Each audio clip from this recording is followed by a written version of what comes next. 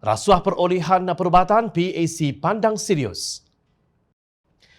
Pengerusi Jawatan Kuasa Kira-kira Wang Negara PAC Wong Kah Woh menggesa Jabatan Audit Negara JAN menjalankan pengauditan khas terhadap perolehan dan perbelanjaan kerajaan bagi perkhidmatan perubatan ketika negara berdepan wabak COVID-19.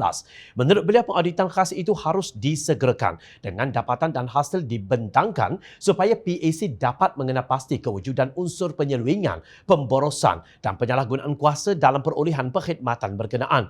PAC memandang serius kenyataan Ketua Pesuruhjaya Suruhanjaya Pencakar Rasuah Malaysia SPRM Tan Sri Azam Baki pada 24 Mei lalu bahawa agensi penguatkuasa berkenaan sedang menjalankan siasatan terhadap perolehan perkhidmatan perubatan, penyalahgunaan kuasa dalam mengalihkan bantuan serta pakej rangsangan yang diberikan kerajaan sebagai sebuah jawatan kuasa pilihan Dewan Rakyat yang mempunyai mandat untuk memeriksa perbelanjaan kerajaan supaya ia mematuhi undang-undang, peraturan keuangan kerajaan yang berkuat kuasa, syarat kontrak dan pembayaran dilaksanakan dengan teratur. PAC tidak akan berkompromi dengan mana-mana pihak yang cuba mengambil keuntungan demi kepentingan peribadi, katanya dalam kenyataan lapor bernama.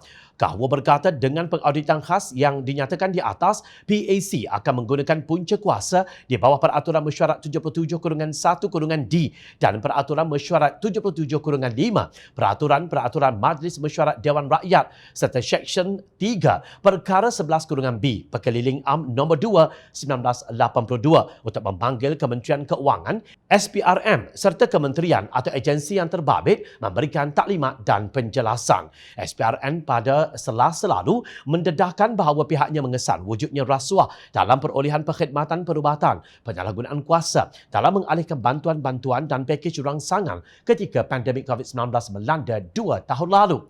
Selain itu, ia turut membabitkan penipuan yang berkaitan dengan peralatan pelindungan perubatan yang dipalsukan, iaitu pelitup muka, sarung tangan dan lain-lain dari segi kuantiti dan kualiti peralatan perubatan yang lebih rendah serta rasuah pegawai penguatkuasa dalam barisan penguatkuasaan ketika Perintah Kawalan Pergerakan PKP, kata Azam. Semenjak kenyataan Azam dilaporkan, beberapa pemimpin Pakatan Harapan telah menyuarakan seruan agar pertualan berkaitan rasuah dibawa ke muka pengadilan. SPRM diminta terus membongkar kerasuah dalam perolehan untuk sektor perkhidmatan kesihatan tersebut dengan tegas dan telus. Sikap tegas kita terhadap rasuah dan salah guna kuasa adalah cerminan integriti masyarakat yang tinggi dan tidak harus ada kompromi sama sekali dalam hal yang melibatkan integriti.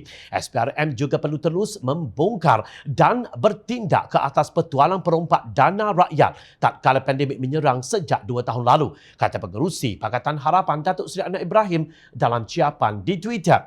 Malah dalam satu kenyataan beliau berkata pemimpin tertinggi Pakatan Harapan Muhammad Sabu Amanah, Anthony Lok DAP dan Datuk Seri Panglima Majlis Tangga UBKO dengan tegas menuntut agar sidang khas Parlimen diadakan untuk membincangkan pendedahan SPRM berhubung pembelian untuk sektor perkhidmatan kesihatan negara ketika pandemik COVID-19 melanda yang terpalit dengan rasuah. Sesungguhnya wajar bagi seluruh rakyat Malaysia berasa amat kecewa dan marah dengan pendedahan kes rasuah ini dalam perbelanjaan kerajaan yang berbilion ringgit melawan COVID-19.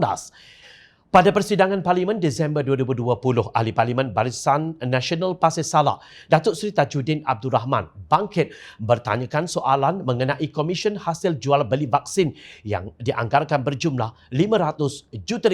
Siapa yang dapat? Ahli Parlimen Kuala Selangor Datuk Seri Dr. Zulkifli Ahmad kemudian mencelah dengan menyatakan bahawa tidak wajar ada orang tengah dalam perolehan vaksin COVID-19.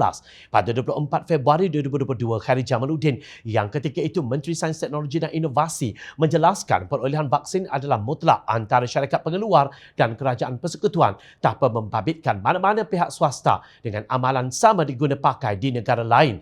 Beliau ketika itu Menteri Penyelaras Program Imunisasi COVID-19 Kebangsaan PICK. Tetapi sekarang kenapa SPRM berkata terdapat rasuah dalam perolehan perubatan khusus semasa pandemik COVID-19 sejak 2 tahun lalu?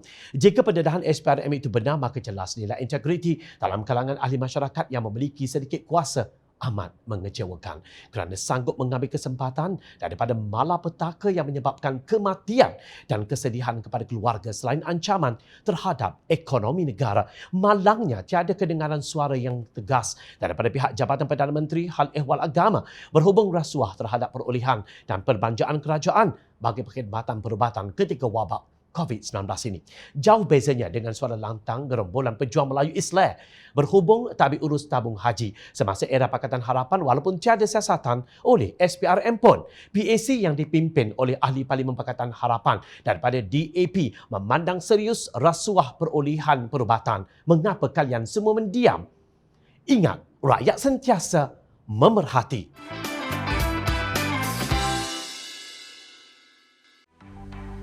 Mencari maklumat dan berita politik yang bebas, kupasan yang tepat, panas.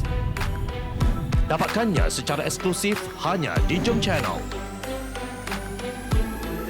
Komitmen kami, pentasan berita Isnin hingga Jumaat.